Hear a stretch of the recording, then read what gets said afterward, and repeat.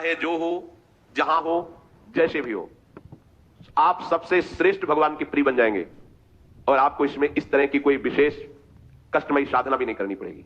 श्रीमद् भागवत में कहते हैं, अहो बत स्वपच तो गरीयान यज्जिह्वाग्रे वर्तते नाम तुभ्यम। ध्यान दीजिए, ते पुस्तपस्ते जुहुः शश्नु राजा ब्रह्मानुचुर नाम गृणन्ति ये ते। जिसके जिह्वा में राधा राधा राधा, श्री हरि राधा, राधा कृष्ण, राधा वल्लभ, राधे श्याम, या जो राम कृष्ण हरि शिव नाम जो तुम्हारे गुरुजी ने दिया हो या जो तुम्हें प्रिय लगे, मन से नहीं कह रहे, यद जिह्वाग्रे वर्तते नाम तुभ्यम, जिसकी जीव के अग्रभाग में ऐसा स्वभाव बन गया है, चल रहा नाम, नाम जब करे। बोले अहो बत स्वपच तो गरीयान, यद्यपि वो स्वपच है फिर भी गरीयान वो सबसे श्रेष्ठ है। हरिराम व्यास जी ने कहा कि रैदास जी की चरण धूल के सामने करोड़ों ब्राह्मण नहीं है, क्योंकि उनकी जिह्वा में निरंतर हरि का नाम विराजमान है। इसीलिए यहां ब्रजवासी सब ब्रह्मा से भी परम पवित्र और श्रेष्ठ माने गए। व्यास मिठाई बित्र की तामे लगे आग, वृंदावन की स्वपच की जूठन खाइए मांग। ए बड़े मस्त है ब्रजवासी। प्रातः काल एक बार मंगला करके श्री जी की जा रहे थे, तो एक माई हिलिया में उड़ा करकट से मस्ती बिहारी जी के पद गाय जपे जा राधा राधा नाम, बसे जा श्री वृंदावन धाम, मिलेंगे कुंज बिहारी ओढ़ के कांवर का। ठेलिया ऐसे कूड़ा के लिए रोका और कुछ बेटी दिया, चरणों में प्रणाम किया। ये है हमारे वृंदावन की शोपच है, जिनकी जिह्वा में बिहारी बिहारी जो का जस बसा हुआ है, परम पावन श्रीधाम वृंदावन की परिचर्या में लगी हुई है। तो व्यास मिठाई बित्र की तामे लगे आग, वृंदावन की शोपच की जूठन खाइए मांग, क्योंकि ये हरि प्रेम प्रदान कर देंगे। किसी की सामर्थ्य नहीं कि संतों के माथे पे हाथ रख दे। एक ब्रजवासी का छोरा छोटा सा हो, उसके पैर चलो, कोई भी हो ऐसे लबा के हाथ, जा बाबा। और उसको जब प्रणाम किया ना, भैया लाडली जी कृपा करे तो पे बाबा, हृदय निहाल हो गए। ये आशीर्वाद कौन दे सकता है? देखो बरसाने के गोसाई पर चरण छुओ, सीधे लाडली जी से हाथ करके बात करते हैं, लाडली जी आपको विश्वास नहीं, अगर विश्वास कर लो तो लाडली जी उनके करकमल से सेवित है, जो कह रहे हैं वही लाडली जी करेंगी। भोरी सरकार है, पर हमें मनिलता मन की होने के कारण इन सब भाव पर विश्वास नहीं रहता। कह रहे कोई भी तपस्वी उसकी समानता नहीं कर सकता। जिसकी जिह्वा के अग्रभाग पर, उसने सारी तपस्याएं कर ली, सारे तीर्थ स्नान कर लिए, भागने की जरूरत नहीं, राधा राधा बोलो। सारे तीर्थ स्नानों का फल तुम्हें उसी क्षण मिल जाएगा, तुम्हारी जिह्वा के अग्रभाग पर श्री हरि का नाम, प्रियाजू का नाम दिया। सारे वेदों का अध्ययन कर लिया, उसे कुछ अध्ययन करने की जरूरत नहीं है। जो बड़ी बड़ी तपस्याओं से, तीर्थयाटन से, वेदाध्ययन से, यज्ञ आदि से गति मिलना दुर्लभ है, वो तुम्हें नाम से प्राप्त हो जाए। कौन हो, कहां हो, कैसे हो, कोई प्रश्न नहीं। जैसे हो, जिस परिस्थिति में, जिस विषय में फंसे हो, वहीं से तुम्हें नाम उठा के महात्मा बना देगा, तुम्हें धनवान बना देगा, यशस्वी बना देगा, तुम तेज से संपन्न हो जाओगे। नाम का तेज, भगवान नाम का तेज है, प्रताप है भगवान नाम का। एक बार नाम आप बसा के तो देखो हृदय में, छोर से आलाप लोगे नाम का, प्रकृति का परिवर्तन हो जाए। अरे स्वामी का नाम है, सुमिर पवन शुद्ध पावन नाम अपने बस करी राखे। जप ही नाम जन आरत भारी, मिटहि को संकट होय सुखारी। इदम ही पुंसस तपसा श्रुतस्य वा सृष्टस्य सूक्तस्य च बुद्धि दत्तयोः अविद्युतोर्थः कविभिर निरूपितो यदुत्तम श्लोक गुणानुवर्णनम। बड़े बड़े वेदनिष्ठ ब्रह्म ऋषियों ने निश्चय किया है कि भगवान के नाम का निरंतर जप गुण कीर्तन, इससे बड़ा कोई तप नहीं है, कोई वेदाध्ययन नहीं, कोई यज्ञ नहीं, कोई ज्ञान या कोई दान इससे बढ़कर के नहीं है। बस प्रभु के नाम में तुम्हारी प्रीति हो जाए। कलिम सभादयन्त्यार्या गुणज्ञाः सारभागिनः यत्र संकीर्तने नैव सर्वा स्वार्थो भी लप्यते न हृतः परमो लाभो देहिनां भ्राम्यतामिहि यतो विन्देत परमां शांतिम नश्यति संस्कृति। ये कलिकाल किसी को बख्शेगा नहीं, अगर नाम जप नहीं तो बुद्धि को भ्रष्ट कर देगा। इसका प्रभाव है कपट, चतुरता, बेईमानी और पापाचरण में रति, इसका प्रभाव है। कली इन दोषों से संपन्न है, पर एक इसका महान गुण है, जिसकी जिह्वा पे प्रभु का नाम होगा, इसके कोई भी दोष उसका स्पर्श नहीं कर सकते, और कली स्वयं भयभीत हो जाता है जिसकी जिह्वा पे नाम है। इसकी एक बड़ी प्रशंसा है, 10,000 वर्ष तपस्या करने पर जो फल मिलता है, 24 घंटे निरंतर नाम जप करने से मिल जाएगा। कलयुग की ये विशेष महिमा है। हम लोगों को भगवत प्राप्ति बड़ी सहज है। दाहिने पैर के अंगूठे के बल हाथ उठा के ऊपर से, बोले कितने हो, 10,000 वर्ष, ऐसे 10 सेकंड नहीं खड़े हो सकते अपने लोग। नहीं, दाहिने पैर के अंगूठे के बल हाथ उठा के 10 सेकंड नहीं खड़े हो सकते।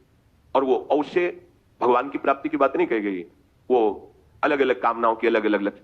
24 घंटे नाम कीर्तन करने से वो फल प्राप्त हो जो उनको 10,000 वर्ष ऐसे करने से। कलयुग का बड़ा प्रताप है। जो तुम स्वार्थ की पूर्ति चाहते हो या परमार्थ की पूर्ति चाहते हो या तुम रोग का नाश चाहते हो, तो एकमात्र उपाय है भगवान के नाम का निरंतर जप करो। निरंतर शब्द में बड़ी कठिनता है। महात्मा जन इसी का प्रयास करते हैं। अव्यावृत भजना, ये सिद्ध अवस्था है निरंतर भजन। आपसे निरंतर ना हो तो थोड़ी थोड़ी देर में स्मरण करने का अभ्यास बना लीजिए। एक बार सत्संग में कि अगर 5 मिनट में एक बार राधा बोल दो, कि हर 5 मिनट में एक बार राधा बोलना है। राधा 5 मिनट पुरुषत्व करो, चिंतन या कार्य जो कर रहे हो, पर 6वां मिनट न लगने पावे फिर 5 मिनट राधा। एक दिन आप देखना निरंतर नाम चलने लगेगा। इससे विषयों के प्रति जो आसक्ति है वो एक बार तो बढ़ेगी। होम्योपैथिक दवा जैसे नहीं, रोग एक बार उभरेगा, आपको लगे वो बढ़ती नहीं है, अंदर छुपी हुई निकलती। ध्यान से सुनोगे तो प्रश्न खत्म हो जाएंगे। अपने लोगों के प्रश्न रहते हैं जब भजन में बैठते हैं तो बड़ा मन चंचल होता है, बड़ी गंदी बातें आती हैं, ये वो। हम भी कह रहे हैं जब आप नाम जपना शुरू करोगे तो पहले आपको जलन होगी, आपके अंदर ये विकार दिखाई देंगे, पर ये आते नहीं है, ये जाते हैं। धीरे धीरे इनका शमन हो जाएगा। और जब कभी आपको ऐसा लगे कि अब नाम जपने में हमारा एकाग्रमन नहीं हो रहा, तो बहुत सुंदर उपाय, ताली बजाकर नाम कीर्तन करने लगो। अपने को विजय प्राप्त करना है मन पर और विषय होगा अभ्यास पर। और ये ऐसा नहीं कि ये नाचना गाना ये सब ऐसा नहीं, से भगवान की प्राप्ति हो जाती है। जितने बड़े बड़े महान भक्त हुए सब नृत्य करते थे। मीरा जी रात रात भर नृत्य करती गिरधर के सामने। नरसिंह मेहता की करताल प्रसिद्ध थी। 4 भक्त साथ है, करताल लेकर नाचते, गोविंद रीच जाते हैं। जहां कहीं 4 भक्त मिलकर कीर्तन करते होते हैं, नृत्य करते होते हैं, उन्हीं के बीच में गोविंद भी नाचते होते हैं। हमारी अभी दृष्टि मायाकृति इसलिए हम देख नहीं पा रहे।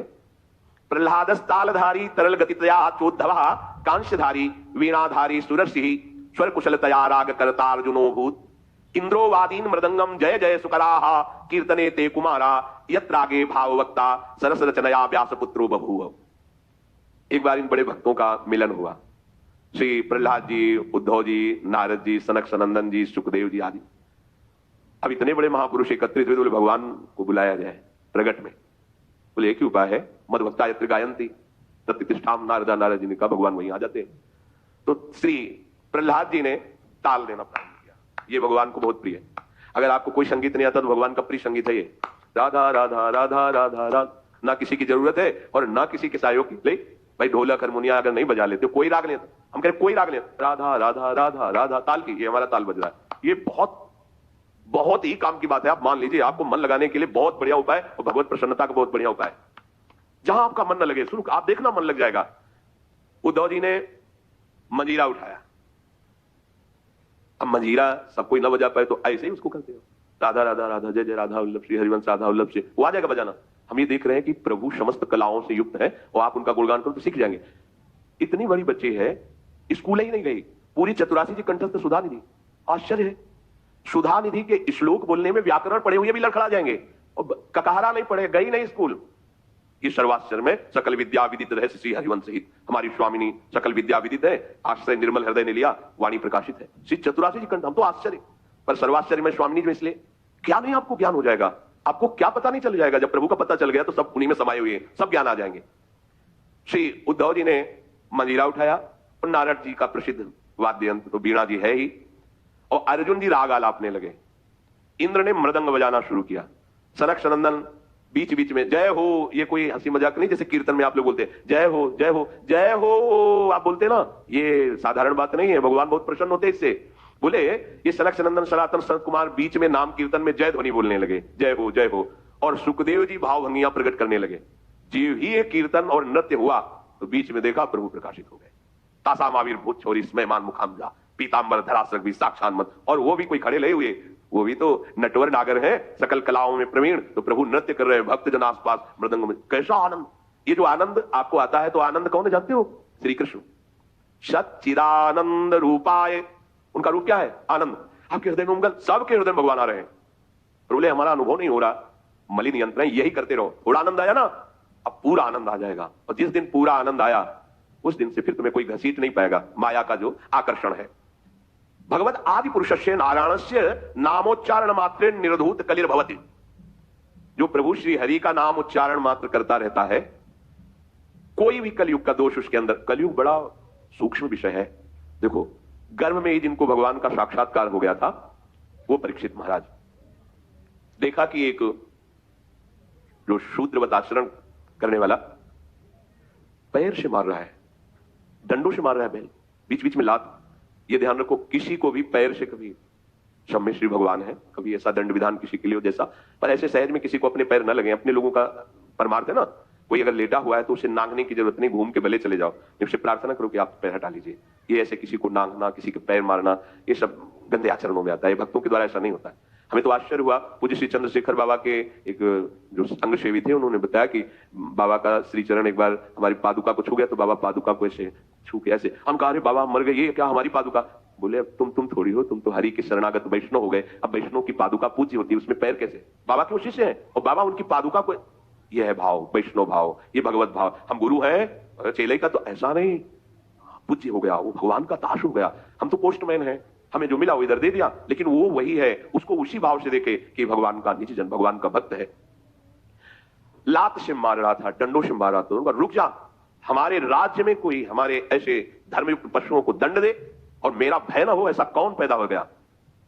नजदीक गए तो जब देखा कलयुग ने कि ये तो प्रचंड काल रूप है, भगवत भक्ति से संपन्न थे, तुरंत उसने पाग उतारी, चरणों महाराज रक्षा कीजिए, और मुझे भगवान ने ही सेवा दी, अब मेरा समय आ गया है, अब मैं राज्य करूंगा।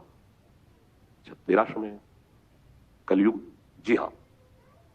देखो उसका परिचय कहां से हुआ? अधर्माचरण से ही। तो उनका जब तक मैं जीवित हूं तब तक तेरा राज्य नहीं आने दूंगा, हमारी प्रजा में अधर्माचरण फैल जाएगा। तो आपको कुछ ना कुछ तो स्थान देना ही होगा हमारे लिए कि आप ठीक है मदिरालय, और जो मदिरा सेवन करे और जहां शरीर को बेचा जाता हो, भ्रष्टाचरण किए जाते हो, जहां जुआ खेला जाता हो, ये द्वित कीड़ा, मद्यपान करना, व्यभिचार करना।